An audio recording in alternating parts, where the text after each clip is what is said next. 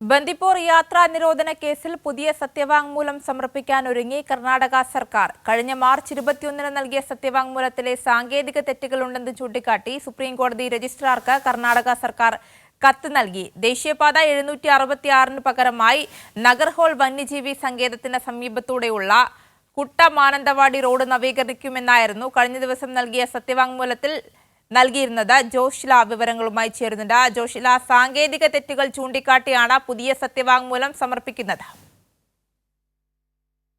യാത്രാ നിരോധന കേസുമായി ബന്ധപ്പെട്ട് പുതിയ സത്യവാങ്മൂലം സമർപ്പിക്കാനായി കർണാടക സർക്കാർ ഒരുങ്ങുകയായിരുന്നു. കഴിഞ്ഞ 21 തീയതിയാണ് സത്യവാങ്മൂലം നൽകിയത്. ഇതിൽ പറഞ്ഞിരിക്കുന്ന കാര്യങ്ങൾ ദേശീയപാത 766 പകരമായി നാഗർഹോൾ വന്യജീവി സങ്കേതത്തിന് സമീപത്തൂടെയുള്ള കുട്ട മാനന്തവാടി റോഡ് നവീകരിക്കാമെന്നായിരുന്നു. അത് കഴിഞ്ഞ ദിവസം നൽകിയ സത്യവാങ്മൂലത്തിൽ പറയുന്ന കാര്യമാണ്.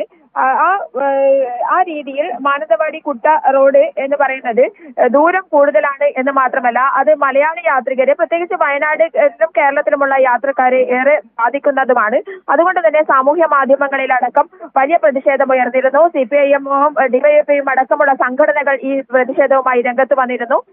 യാത്ര നിരോധനം തന്നെ ഒഴിവാക്കണം എന്ന് വയനാടും പ്രത്യേകിച്ച് മലയാളികൾ, കേരളം മുഴുവൻ ആവശ്യപ്പെടുന്ന ഒരു സമയത്താണ് ഇത്തരത്തിൽ രാത്രിയും പകലും ബന്ദിപ്പൂർ വഴിയുള്ള യാത്ര നിരോധിക്കാനുള്ള ഒരു തയ്യാറെടുപ്പിലേക്ക് കർണാടക സർക്കാർ പോകുന്നത്. ഇത് വലിയ പ്രതിഷേധങ്ങൾക്കാണ് ഇടയാക്കുന്നത്.